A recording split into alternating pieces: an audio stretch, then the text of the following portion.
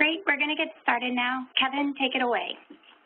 Hello, I'm Kevin Keller, Executive Director at the Marketing Science Institute. As many of you, I'm sure, know, MSI is a nonprofit, basically is a bridge between marketing academics and marketing practitioners. So we fund research by academics. We have a variety of different kind of publications, run different events, all sort of guided by our research priorities from our 70-plus corporate sponsors. So very worthwhile endeavor. It's basically link the sort of thoughtful practitioners with more practical-minded academics. And one of the things we've been doing is a webinar series, the MSI For Members by Members series, all again related to these research priorities. And we're thrilled to have our speaker today, Itamar Simonson from Stanford University. And I will, there's a link to the official bio. I will give you unofficial personal bio from the standpoint of somebody who's known Itamar for 30 years. So we were office mates for over 30 years at Duke University, PhD students a long time ago, and we also were both on the faculties at Berkeley and Stanford. And Itamar is somebody who's really made his mark in the area of consumer behavior, consumer decision-making. He's been hugely influential, incredibly thoughtful, incredibly practical, and he's written a wonderful book, I think, called Absolute Value, which he's going to talk about and focus on in the webinar today, that has all kinds of interesting implications for marketers. So without any further ado, there will be a chance for Q&A at the end, so please pass on your questions. Without any further ado, I want to hand it over to Itamar Simonson with many thanks and appreciation. Itamar, it's all yours.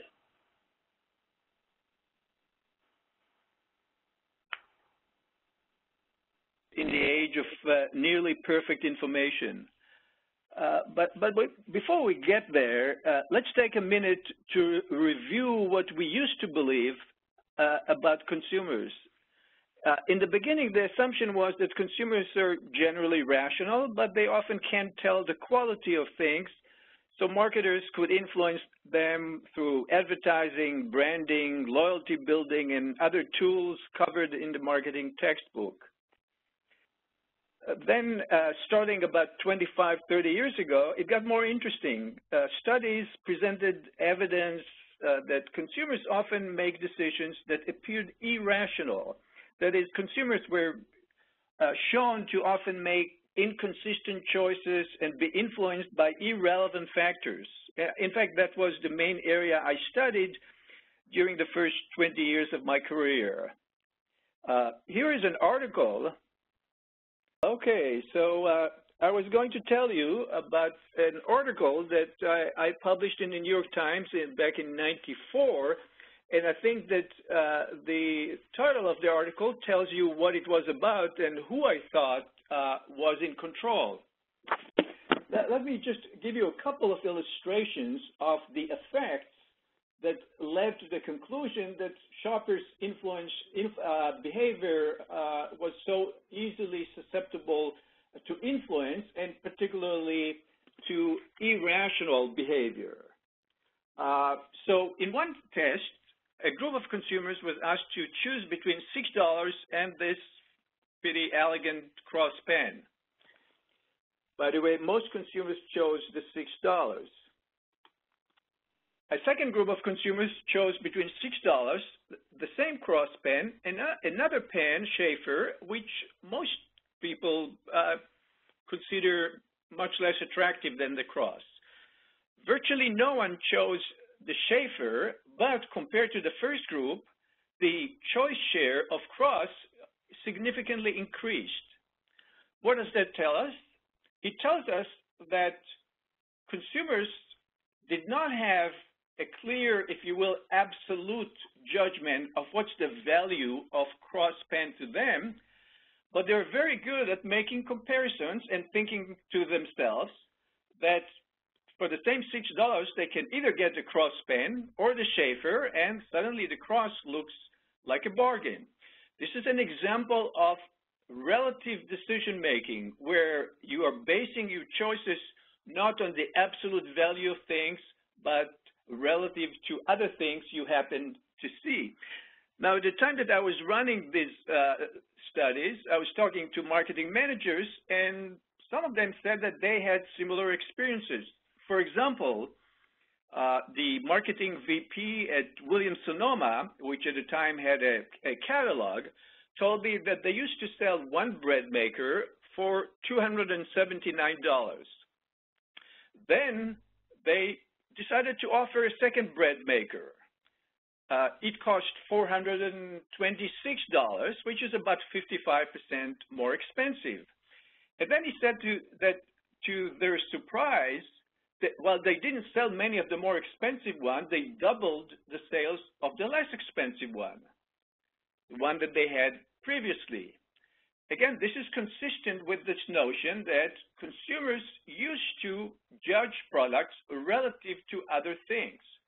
By the way, just jumping for a second to the situation today, if you went to Amazon to look for bread makers, I believe this particular product, this particular Panasonic, is their best-selling. What you see here on this slide is just a small portion of the information you can find about this product on Amazon. You can see that there are, as of Monday, 1,895 customer reviews with an average of 4.5 stars out of 5, which I think tells you that without any comparisons, you can decide that this is a good product. You also can see a lot of other information about the product. There are all kinds of questions answered. And in other words, what you can do is you can judge this product in absolute terms and decide how good it is. Let's come back to the current age, actually continue with the current age, but given this idea that today's environment changed the way consumers judge products, a doctoral student here at Stanford and I last year conducted a study, and you don't see here all the information that the study participants saw, but we asked them to choose between, one group of consumers chose between two paper shredders, and there was additional information, the kind of information you will see on Amazon. You see that one here is more expensive than the other. A second group of consumers chose among three paper shredders. The top two are the same two that you just saw. The third one, if you look closely, is actually inferior compared to paper shredder B, because not only is it more expensive, if you look at the specs and how bulky it is, you see that it's clearly inferior compared to paper shredder B. So based on the pen example that I just discussed, you would expect that when I introduce paper shredder C, the choice share of paper shredder B will increase. Well, it didn't. This is consistent with this notion that when you provide information with the kind of information, reviews and so on, that is available to consumers today, the tendency to make judgment in relative terms declines, and consumers can now assess the absolute value of things. Let me give you another example, and again start with the finding from the old days. Back in the 80s, I called that the compromise effect, and this particular study conducted in the early 90s, one group of consumers chose between those two Minolta cameras. You see that one is more expensive than the other and has more features. A second group of consumers chose among three cameras. Here, in addition to those two cameras you just saw, there was another one that had even better features and was more expensive. What happened? The big winner here was the middle option, if you will, the compromise. The big loser actually was the cheapest option. And turns out this is a very general finding where you see a tendency of consumers in many cases to converge on the middle option, on the compromise, even though the definition of compromise is somewhat arbitrary, because I could show you a different set of options where what is here, alternative B, would not be a compromise. but depending on the choice that you showed consumers, that affected the decisions they made. Well, again, we conducted a study last year, and we tried to replicate it, showing them the kind of information that you encounter, for example, on a website like Amazon. You don't see it here, but there was a great deal more information. One group of consumers chose between these two cameras. A second group chose between these three cameras, the same two, and another one that was even more expensive and had better features. The compromise effect was gone. In other words, adding the most expensive camera here did not increase the choice share of the middle option compared to the cheapest option. Now, the significance of these findings goes well beyond just a compromise and the other effect actually referred to in the literature as asymmetric dominance. That's the pen example. Because most consumer choices used to be, and to a significant degree still today, are based on relative judgments. Let me give you additional example. Suppose you were buying a laptop computer back in '99. You may judge it based on its brand name. You might have judged it based on where it was made, or you may use some decision rules such as you get what you pay for. These are all relative evaluations because you judge this product relative to other products by the same brand, other products made in Japan, and other products at the same price level. So what has changed? Let me just illustrate some of the information sources that are available today to consumers. And there are obviously many more. In other words, with the information available to consumers today, they can judge each product in absolute sense. I mean, there still will be a tendency to make relative judgments. And as I explained, brands continue to have important functions, but there is a shift from reliance on relative judgments to making more absolute judgments of products. So this is a very fundamental change in consumer decision-making. Another thing that's easier to do today is to assess popular demand. We know that in many categories, buying products that are popular has its externality or has its advantages because of, for example, availability of accessories and so on. This is also much easier to figure out in today's environment. Now, if you look at what's covered in marketing textbooks, much of the textbook is about the creation of affecting relative cues, brands, loyalty, and so on. But when consumers can predict the absolute value of products, then the impact of those relative cues, quality proxies, declines, and it also means that marketers have less power. Let's take a minute to talk about the three basic influences on consumer decisions. One I'm going to call P for prior, or prior preferences. These are all things that are stored in our head. I mean, some of that might be inherited. We have our prior experiences with product and services, our family, and so on. We have certain beliefs. I'm going to call that P. Second one is M, which represents the influence of marketers, advertising, etc.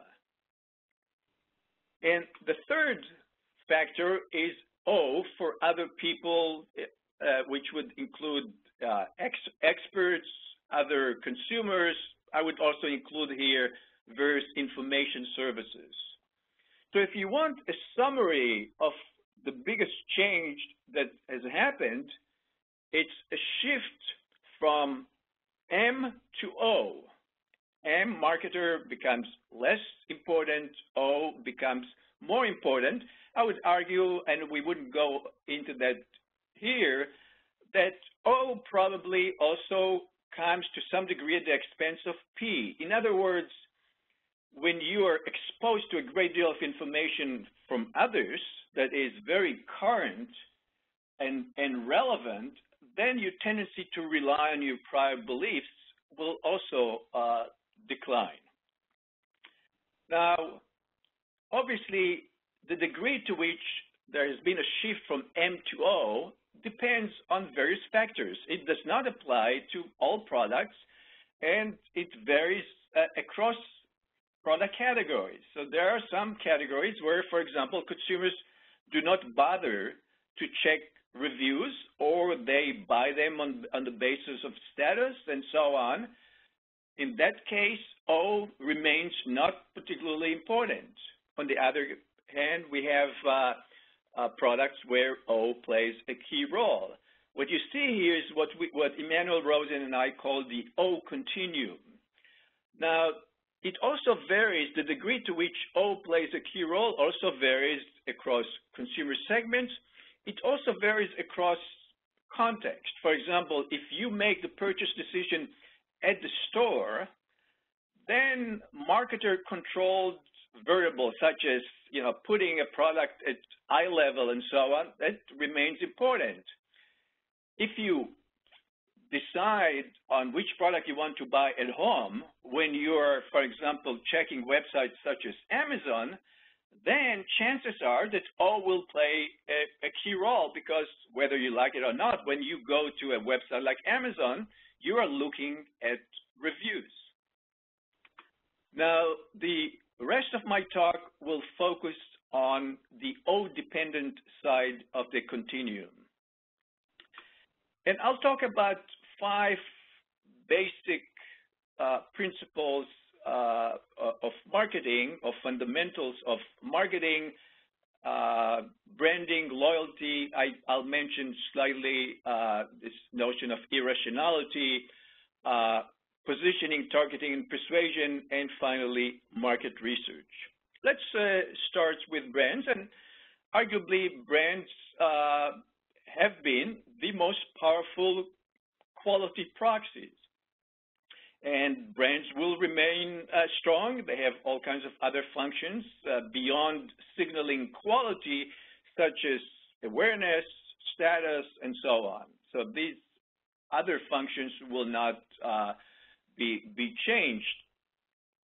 In fact, I've encountered people who say, well, actually, the current environment has made brands even more important. And the argument goes as follows.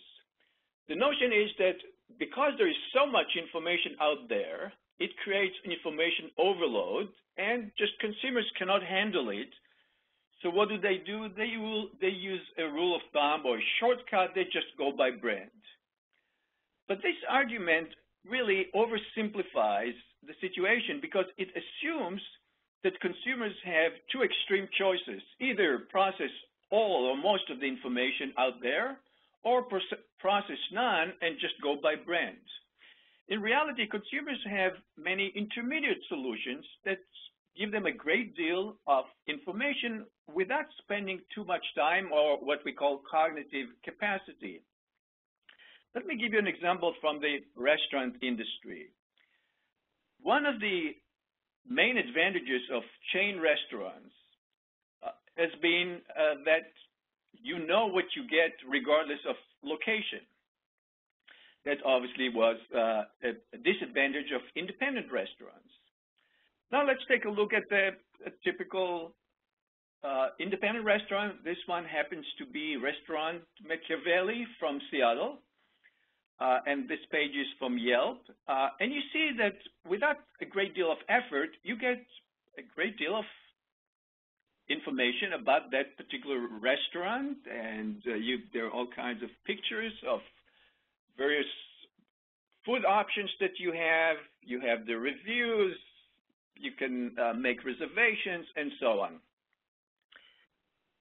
Now, which means, and that's actually very common, it means that nowadays there are shortcuts that allow you to get a great deal of O as I called it, information without too much effort.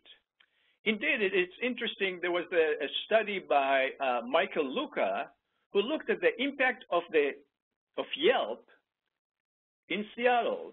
And what he found was that as the penetration of Yelp in Seattle increased, the overall choice share of chain restaurants in Seattle declined, and the overall market share of independent restaurants increased.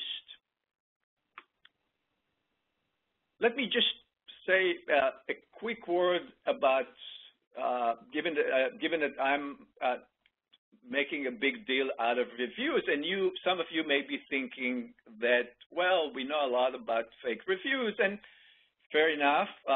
If you look at a restaurant that has 7 reviews, you may reasonably assume that a high percentage of them represent friends and relatives and maybe the competitor across the street. But in many cases, you have many more reviews where you can really get a great deal of information. Now, if you go across websites, they have different policies about what it takes to write a review. For example, Angie's List is very strict, and you have to prove that you really bought the service from that particular service provider. Amazon you have to be a customer, I presume with a credit card on file, but you don't have to prove that you bought that product on Amazon. And different websites have different rules here. It's a trade-off between how strict they are and trying to encourage users to write reviews. But overall, if you look at the trend, you see that identifying fake reviews is becoming easier, and some smart people wrote all kinds of algorithms that help you identify fake reviews, and obviously all those review websites have an interest in minimizing this problem. Let me come back to the implications of the change in the role of brands, especially the decline of brands as quality cues. When we spoke with Johnny Shih, the CEO of ASUS, he told us that when he decided to no longer just be an OEM provider, ASUS used to make components for other computer manufacturers, but at some point they said, we'll have our own line of computers. Everyone told him, you will not be successful, no one knows about you, and it will require a great deal of investment in advertising. Well, they did introduce a product. I believe their first product was called ePC, which was very successful. The word got out, people started reviewing it and saying how good a value it was. By 2012, ASUS was among the top 5 in the world in categories such as laptops and tablets. If you look at other brands that we have not heard about before, like Roku or Nest, now part of Google, these are products that just turned out, like if you look on Roku, and if you know, and some of you may be Roku users, you know, they tend to be very, very great believers in this service. They just try the service, they know it is working, and these names that were unfamiliar previously have become household names. Another implication is that it is easier for a brand to diversify. One of the things we used to teach our students was that each brand is associated in the minds of consumers with a certain set of skills, so therefore it will often be a mistake for a brand to diversify into unrelated categories. However, when consumers can evaluate the absolute quality of each product, then it's no longer true. As long as you create value, absolute value, then consumers will find out about it, and you can use the same brand with the associated awareness in a wide range of categories. let's turn to loyalty, and we've all said good things about loyalty and how important it is, and in the class we like to teach our students about lifetime value and the great profitability of increasing loyalty by 1% and so on. What we're saying here is that loyalty is becoming less important as an influence on consumer choice and as a signal of quality, because past experience is less important when you can evaluate rather accurately the value of the products available to you today. Just to cite here one study in the hospitality industry which showed a decline in loyalty for hotels. Now, one question that keeps coming up when I talk about our ideas here is, well, what about Apple? Well, you could say first the fact that Apple keeps coming up, maybe it's the exception that proves the rule. More importantly, perhaps, I think that if Apple will next time introduce, if the Apple, whatever it is, Apple 6 will be a disappointing product, the word will get out and probably it will not do as well. Think about, it's hard in a webinar setting to conduct a survey, but if you could raise your hand, if you switch from BlackBerry to either iPhone or Android, probably many of you have. And how many switched from iPhone to Android? Probably quite a few have done that, and others have switched from Android to iPhone. Overall, you see a trend of declining in the impact of loyalty. And we can also talk about cars. And you can ask yourself whether your current car brand is the same one as the one you previously owned. And I think what you find here is that a very high percentage of people say that now they have a different brand of car. Overall, we see a decline in quality. So as I said, the success today is driven mainly by your current product and less so based on the customer's past experience. On the bright side, companies have better second chance. It means that if your previous product was bad, that does not mean that your next product will necessarily perform poorly as long as it is a product that receives favorable reviews from experts, consumers, and so on. Think about the first car, I believe, that Hyundai sold in the U.S. called Excel, which was not very popular, whereas today Hyundai is selling some top-rated cars. Also, I'd like to mention that some of the most common and popular measures of loyalty are becoming perhaps less important along the lines of what I just said, like the Net Promoter Score, lifetime value, are becoming less useful for managers in categories where people rely more on O.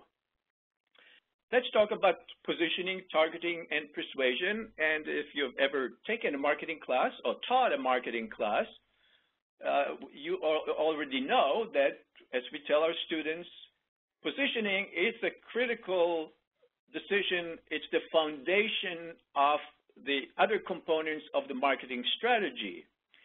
Now, that was true, and it's, in many cases, it still is certainly very important, but it was particularly true when marketers could control how their products are perceived in the minds of consumers relative to competition. It becomes less important when marketers may have some ideas about positioning and target segments, but the market may determine how it's perceived and which segments actually use it. Think, for example, about cell phones that try to position themselves as the Facebook phone. By and large, they have not done so well because those phones were evaluated like any other phones, and by those measures, they're not particularly attractive. we can look at segments. I wasn't there at Nintendo. I kind of doubt that they expected, for example, that the Nintendo Wii would turn out to be so popular among seniors. And if you think about tablets, as you may know, the first tablet was actually introduced about 12 years ago by Microsoft. In fact, it even got pretty good reviews. But Microsoft decided that it wanted to sell this tablet to very specific verticals, so target segments, such as healthcare. In those target segments, the product was unsuccessful, and overall, it ended up being a failure compared to the iPad, where Apple allowed the market to choose whether it was a good product or not, and a wide range of segments ended up using the product. So when consumers rely on reviews, social media, information services, and so on, positioning is less effective. Attempts to persuade consumers about quality are less effective. Top of mind matters much less when consumers make purchases while easily accessing information about quality, in which case, whether you had a particular name at the top of your mind is less important. I'll come back to the other point. Let's talk about market research. And a key function of market research has been to measure consumers' preferences at time 1 in order to predict which product they will buy at time 2. Now, things have changed because if consumers at time 2, at the time that they make the purchase, rely on information from others that applies at that time, for example, they go to a website that shows all those reviews and they check current expert reviews, then prior preferences play a much smaller role, which also means that the use or the reliability of market research as a predictor of preferences becomes much lower. Some of you may already be familiar with the famous market research study that was conducted after the iPhone was announced, but before it was introduced by a very large company, which concluded that convergent products like the iPhone would not be successful in developed countries, including the US. Some of you may be familiar with the conjoint measurement, same idea where you measure utilities of certain attributes and attribute values and so on, and you try to use that to predict consumers' choices in the future. Again, if future decisions will be based on easily accessible information at the time of purchase from others and information services and so on, then measuring consumers' preferences earlier becomes much less efficient. Now, marketers cite, this is a title that we've seen, that there is a great deal of talk about the importance of personalization, and certainly there are advantages to that, and technology has been greatly improving in terms of what we can track and so on. One thing that I want to emphasize here is that those startups or those new technologies that claim that they can measure consumers' preferences and predict consumers' choices even before consumers know what they will want, they will remain not particularly reliable because there's some fundamental truth about consumer preferences that are not going to change, namely that consumer preferences remain, in many cases, unstable, ill-defined, and therefore this notion that a marketer or any market research technique will figure out the true preferences and based on that know what to offer consumers, I think is overstated. Now, implications are, I already talked about the fact that measuring current preferences to predict future decisions is becoming less useful. We should, as marketing researchers, should perhaps put less emphasis on measurement of P, what I call prior, loyalty, and even brand perceptions in the categories that we're talking about today. At the same time, we know there are already some tools that have been developed, how important it is to track O, what people are saying, figure out who are the influential O sources, and try to use that to predict what will influence consumers' decisions. Another thing that has become much easier to do with big data and small data is to conduct quick experiments, make adjustments, and run the next experiment. Let's just review what we covered today. The big change, if you will, is the change from relative to absolute value-based decisions that is driven largely by what I called O. We talked about the decline of brands as quality proxies, the decline of loyalty as a purchase driver. Let me just say a word about consumer irrationality. If you look at the literature on irrationality, and as I said, I used to be in that area for many years, it was largely based on showing that consumers are inconsistent, that are influenced by all kinds of things that they shouldn't be influenced by if they are rational, as economists define rationality. However, if consumers can assess the absolute values of things without relying on comparisons, then they're much less susceptible to the best-known demonstrations of irrationality. We also talked about the declining effectiveness of positioning, targeting, and persuasion, and the changing roles of market research. So just to summarize, I think there is a fundamental, ongoing, gradual change in consumer decision-making and consequently in marketing. Increasingly, there is emphasis on absolute value. Relative proxies are losing their impact. Product value is often defined by what I refer to as O. And I think that given that some of the classic, the most important roles of marketers are now not as effective as they used to be, such as communicating to consumers that our product has the best quality, that means that marketers should reevaluate their roles in organizations.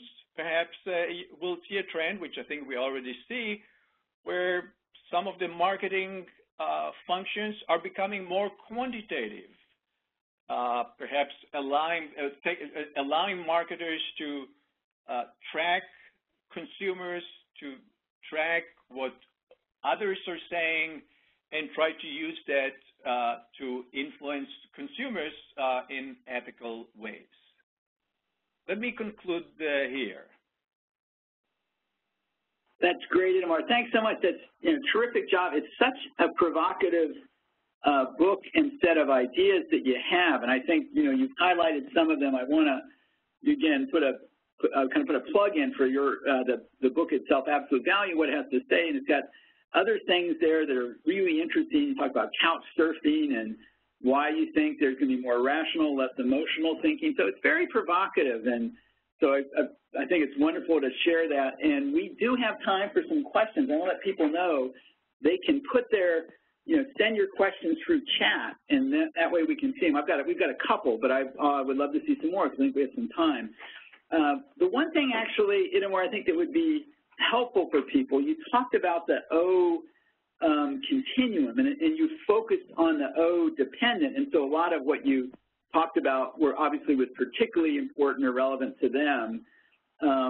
Now, O independent is a slightly different story perhaps. And in your book, you address factors that affect where people are in that continuum, and I think it might be helpful to highlight those a little bit because some of the member companies from MSI probably cover that range, as well as the academics also knowing a little bit more about that. That's correct. And as we discuss in the book, a key role or goal of marketers is to try to figure out where on this continuum their customers are located. And it will often differ across products that they're selling. So some products may be more, may be closer to the O-dependent side, where if you conduct the research and you try to find out how consumers go about making decisions, you find that indeed, to a large degree, they rely on O, on quality information that's available wherever they shop, so which is obviously also important. For other products, you may find that actually consumers are much less influenced. I mean, if you think about, let's say if you think about perfumes,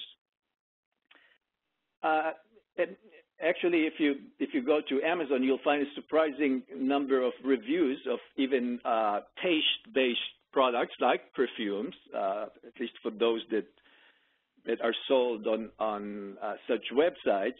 But I think it's a very important function of marketers to figure out where their customers are and tailor their strategies accordingly. So if your product is on the O-independent end, then all the old rules of marketing, positioning, advertising, and so on, they remain intact. But the closer your customers are to the O-dependent side, that means that the rules have changed.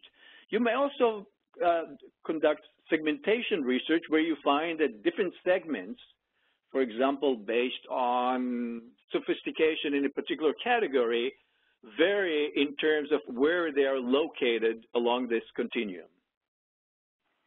Okay, Itamar, that's great. Now that I asked for questions, I've got about 15. So I will try to highlight a few themes, if you will. But keep them coming. This is great. We'll get to as many as we can. There's some interest in O in terms of the components, how you would measure it, the role of trust, for example.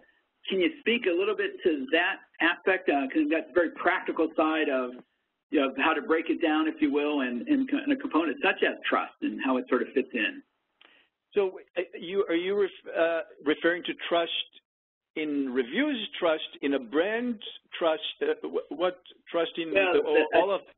Go ahead. I think the question is in the context of other people and that O component, thinking of again what kinds of things make that up and how you might measure that. And then, as part of that, what is the role of trust with other, in that setting, if you will? Okay. Again, the other people setting. But really, I think the question hinges on how would I measure O? What would you recommend for people in terms of, trying to do a good job to understand O and its influence? So I think there are two approaches that I can think of. One is direct measures of trust. And some people have very strong opinions. They say, I never look at reviews. I trust my own instincts.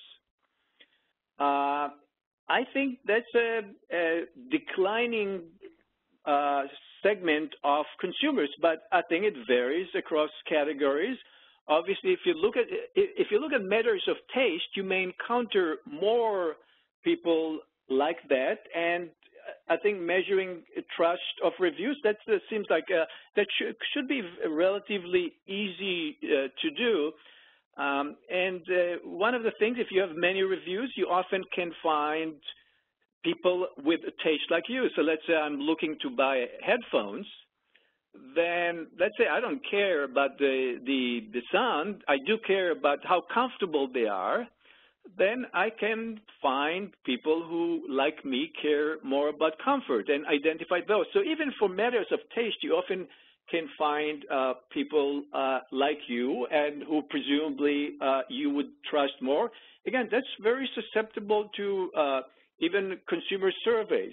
Now, we know that consumer surveys have their limitations, and some consumers may not admit that they are influenced by by the number of stars, or what expert reviewers said, or what someone said in social media. So therefore, you can conduct experiments where you either expose them to the information that you're interested in or not, and you see to what extent, as a matter of fact, it influences the choices they make. So maybe they tell us they don't care about reviews, but if you conduct a clean experiment without asking them explicitly about their trust in, say, in reviews, for example, you find that actually it does have impact. So I've got another question. Before I do that, though, I just want to let people know if we don't get to your question, or if there are other things you want to discuss about the webinar with Itamar, you know, by all means, reach out. The email address is there on the screen. The other thing I want to mention is the slides, as well as the entire webinar, will be available for download on the MSI member website. So all that is ways to get more information one way or another. But one more question at least, and maybe we'll have time for a second. But one question sort of, and you talked a little bit about sort of the fact people do have heterogeneous preferences, and that has some implications maybe for how they seek information or how they would collect it. Somewhat related to that is the sort of subjectivity of certain experiences, and certain industries are really characterized by that. And you mentioned TripAdvisor, and that's certainly one where people's expectations and how they judge the experience can really vary. So I wonder if you could sort of speak to your ideas in that context, in, you know, these more subjective, experiential kinds of domains, and what the implications of that might be. And then I think I maybe have one quick follow-up, and we might have to stop after that. Sure. So I think that the O impact is just as important for subjective experiences. Think about restaurants. I think most of us look at reviews of restaurants and are probably influenced. We may go to that restaurant and feel that actually it's worse or better than what the average prior reviewer said. But I think that even for experiences, we are likely to be influenced. Moreover, we know that people's experiences are, as you said, somewhat subjective, not very precise. In other words, most things are pretty good. And if the expectation is that this is a fantastic restaurant or fantastic hotel, unless it's really bad, chances are that you will tend to confirm your prior expectations. So I think in part because experiences tend to be somewhat fuzzy and not very precise, I think that they are susceptible to influence by O, and unless there are clear deviations from expectations, they will even tend to converge and agree with, you know, more or less agree with the prior evaluations. And along those lines with restaurants and stuff, and certainly Amazon's been the focus of some of your, you know, studies and things like that. Is it the case that the brands that are more vulnerable, or those that sort of out of that 5-star fall into that 3 and 3.5-star range, where there maybe is more conflicting information and consumers may not have the ability to, you know, better kind of understand what that means, and in some sense, you know, I think one of your big takeaways is the importance of value and a value proposition and the higher quality. Does that say that the mid-tier brands are the ones that are especially vulnerable? I think it depends, obviously. If everyone gives a product 3 stars and other products in the category get more stars, I think that's clearly useful information. If you find that it's by model, that you get segments, some people love it, other people hate it, you may take the time to see who are those people who like it and who are the people who hate it. Maybe, I know myself, I sometimes look and I tend to focus on negative reviews. And I said, let's see what bothers these negative reviewers. Maybe these are things that are not so important for me. In fact, that's some study that I did many years ago. We showed that if you find a negative thing about someone mentioned a negative thing about a product that does not apply to you, that actually increases the likelihood that you will choose that product. So I think when you have variation in reviews and so on, then I think many consumers will take the time and see where they fit along this review spectrum. Well, terrific. And like I said, we've got more questions, but we need probably to be wrapping things up. So I want to thank Itamar. And the book is called Absolute Value. I feel like I'm on a talk show here, but Itamar Simonson and Manuel Rosen, there's going to be music right now, and we're going to go into commercial, I guess. But no, it's a terrific book. I think it's been a wonderful webinar. The feedback's been very positive on chat. But if we didn't get to your question, by all means, get a hold of Itamar. So, but want to thank everybody for participating in this webinar today, and we hope to do many more of these in the future. If you have feedback, comments on this, or ideas or suggestions for future webinars, by all means, let us know. Definitely look forward to doing more in the future. And lastly, want to thank you again, Itamar, for spending the time, and good luck with all your future research around this area. Thank you very much. And please, if you have any further questions, please don't hesitate to email me. Thank you very much, Itamar, and thanks everybody. Enjoy your weekends.